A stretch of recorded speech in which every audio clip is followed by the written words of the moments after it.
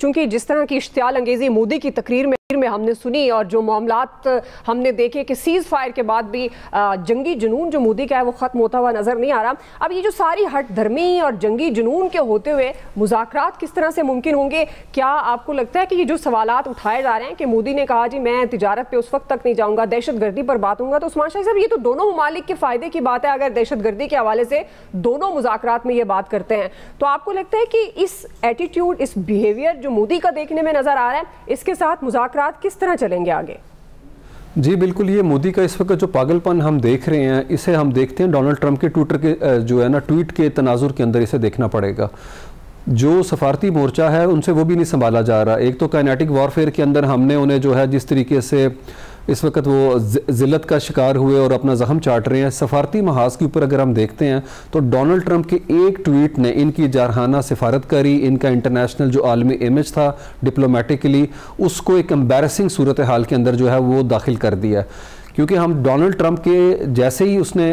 इंतखाब जीता था तो ये बगले बजाना शुरू हो गए हुए थे कि अब जो है वो हमें पॉलिटिकल माइलेज मिलेगा। वहाँ के ऊपर 21 जनवरी को एस जयशंकर थे इनागोरेशन की सेरेमनी में, 14 फरवरी को ये मुलाकात करने पहुँच गए और उसके बाद जो डोनाल्ड ट्रंप ने टीम जो अपनी सेलेक्ट की, मार्को रूबियो थे, वो पिछले साल इंडिया के हक में सेनेट के अंदर करारदाद लेके आए कि इसे ट्रीटमेंट इसराइल, जापान और साउथ कोरिया की तरह का मिलना चाहिए, नाटो अलाई की तरह का। और दूसरा जो माइकल वॉल्ट्स हैं वहाँ पर NS से जो अब तब्दील होने जा रहे हैं, वो बड़े इंडिया के हमारे हामी थे। रामास्वामी थे वहाँ के ऊपर डॉज में, वो इंडिया के ओरिजिन रखते थे। जो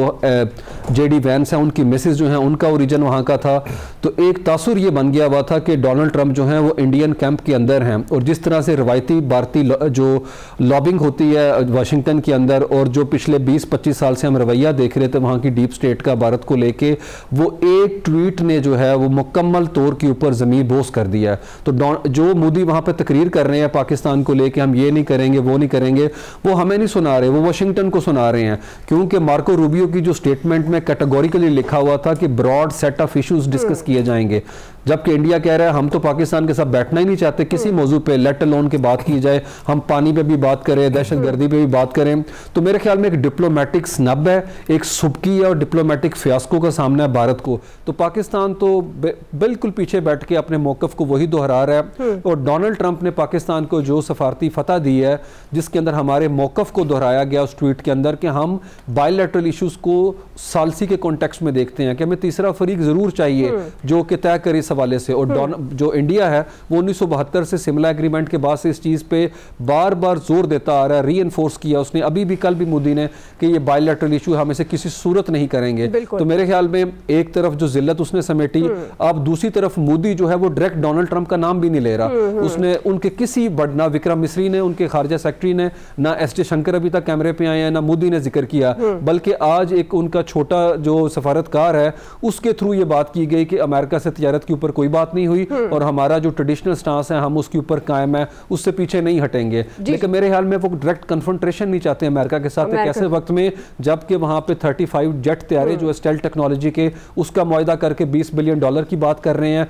$130 अरब का सालाना उनका आपस में बायलैटरल ट्रेड है वहाँ के ऊपर। उसके अलावा जो महसूलात हैं, जो टैरिफ रजीम है जिसमें डोनाल्ड ट्रंप ने इंडिया को टैरिफ किंग कहा था कि अब इसे हम छोड़ेंगे नहीं है और इस पर 27% टैक्स लगाया था, अभी उसकी नेगोशिएशन जारी है वहाँ पे। और जिस तरीके से मोदी पोर्ट्रे कर रहे थे कि जो चाइना के अंदर यूनिट हैं अमेरिका के वो हमारी तरफ आ जाएं, सप्लाई चेन उनकी मुतासर नहीं होगी, इससे अपना जो इम्पोज किया था टैरिफ अपना अमेरिका ने वहाँ के ऊपर, उसके बाद मुझे लगता है इंडिया बहुत मुश्किल सूरत हाल के अंदर है और एक फंदा उसके गले के करीब जो है वो आ गया हुआ है और वो किसी सूरत में नहीं चाहते कि डोनाल्ड ट्रंप को ऑफेंड करें। मेरे ख्याल में अब उनके लिए एक ऐसी सूरत हाल है कि वो आगे खाई और पीछे गड़ा है, उसमें से निकलना उनके लिए मुश्किल है। और हम तो डोनाल्ड ट्रंप के ट्वीट के तनाजुर के अंदर आगे बढ़ने की बात कर रहे हैं। जी ठीक है, मैं अयाज साहब को शामिल कर लूँ। अयाज साहब, जाहिर है हम डोनाल्ड ट्रंप की ट्वीट के तनाजुर में आगे बढ़ने की कोशिश करें तो अमेरिका क्या किरदार अदा कर सकता है खासतौर पर मुज़ाकरात को, क्योंकि और पाकिस्तान को खासतौर पर अमेरिका के प्लेटफॉर्म को ही इस्तेमाल करके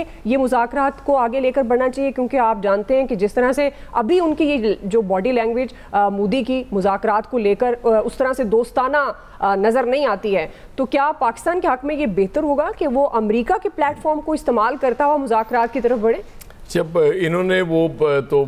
अमेरिका के हवाले से तो बिल्कुल ठीक बता दिया और ट्रंप को ज़ाहिर है उसका नाम डायरेक्ट लेंगे तो मसाइल और बढ़ेंगे। मुझे लगता है कि वो इसके साथ साथ जो नरेंद्र मोदी का इस वक्त फोकस है वो अपनी कौम भी है, अपना मुल्क भी है। उसकी रीज़न ये है कि वो मोदी के ख़िलाफ़ जिस तरह से कैंपेन एक शुरू हुई भी है, ऑपोजिशन जिस तरह से चढ़ी भी है और सवाल पे सवाल उठ रहा है, तो वो उसको भी किसी हद तक मुतमईन करना चाह रहा है इस तरह की पाकिस्तान के ख़िलाफ़ तकरीरें करके। ज़ाहिर है उसने अपनी वो लोकल उसको भी तो मुतमईन करना है किसी ना किसी तरीके से। हुआ ये कि ये सारी गड़बड़, सारी बर्बादी ये मोदी साहब ने खुद ली। मतलब एक माइट बनी हुई थी इंडिया की, समझा जाता था चाइना का मुकाबला करने के लिए, और वो ये बार बार रीट्रेट भी कर रहा था इंडिया। आप देख लें वो उनको एक ही बात करते थे, जी पाकिस्तान से तो हमें ज़रूरत ही नहीं बात करने की, पाकिस्तान कौन है, बिल्कुल वो हमें उन्होंने बिल्कुल राइट ऑफ कर दिया हुआ था। अब ये एक हरकत करके अपनी माइट को आजमाने की वजह से अब वो बैकफुट पे जाना पड़ा। लेकिन स्टिल वो मतलब जब आप दीवार के साथ लगते हैं ना तो फिर आप हाथ पांव मारते हैं कि किसी तरीके से मैं आगे आ सकूं। इस वक्त बड़ा मुश्किल हुआ है नरेंद्र मोदी के लिए, क्योंकि वो मैं पहले भी अर्ज कर रहा था, आज आपके साथ एक्सपर्ट्स में जब बात हो रही थी कि हालत ये है कि अब वो जो इत्तेहादी जमातें हैं उनके लिए बहुत मुश्किल हो जाएगा नरेंद्र मोदी के साथ रहना, क्योंकि इस वक्त जो हजीमत हुई है, जो बर्बादी नरेंद्र मोदी की हुई है, वो सिर्फ मोदी की नहीं है, बीजेपी की है। ओवरऑल उनकी जो हिंदुत्व का वो जो लेके चलते हैं वो उसको बहुत बड़ा डैमेज हुआ है। तो वो जाहिर है 10 दफ़ा सोचेंगे कि अगर हम साथ रहे और ये गवर्नमेंट 5 साल पूरे करती है तो उसके बाद क्या हालत होगी हमारी। तो इसलिए मुझे यूं लगता है कि वो मुज़ाकरात भी तभी मुमकिन होंगे पाकिस्तान के और इंडिया के जब नरेंद्र मोदी प्राइम मिनिस्टर वहां नहीं होंगे। तो ये वहां का इंटेलिजेंसिया बिल्कुल इस चीज पे भी गौर कर रहा होगा कि अब हालात को मजीद बिगड़ने देना नहीं चाहिए। उसकी वजह ये कि जो हो गया नुकसान उससे ज्यादा और क्या, मतलब इतनी बर्बादी हो गई है, अब उनको किसी तरीके से इंडिया की इमेज को दोबारा बहाल करना है। और वो जो आजकल वो बड़ी इन हुई है उसकी अपना राहुल गांधी की तकरीर कि हमने तो इनसे कहा था कि भाई चीन को और पाकिस्तान को साथ नहीं होने देना, और वहां से देखे ना यहां तक बात उनके एक साबिक जर्नैल ने कर दी कि चीनी टेक्नोलॉजी के साथ चीन से लड़ने को मैं प्रेफर करूंगा बजाय इसके कि चीनी टेक्नोलॉजी पाकिस्तान के पास हो। ये बहुत बड़े जंगजू हैं और वो हमने इतना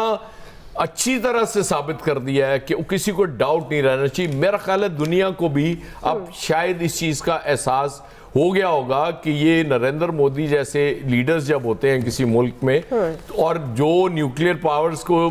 ब्रिंक ऑफ वॉर पे जब ले आते हैं, और ऑलमोस्ट वॉर तो हो गई थी, जैसे ट्रंप कह रहे हैं कि मैंने रुकवाई है एटॉमिक वॉर, तो फिर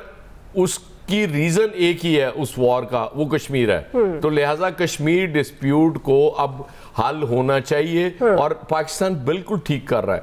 डिप्लोमेटिकली हम आराम से सुकून से चल रहे हैं कि भाई अमेरिका ने कहा है, अब अमेरिका इसको टेबल पे लाए और इस मसले का हल निकाले।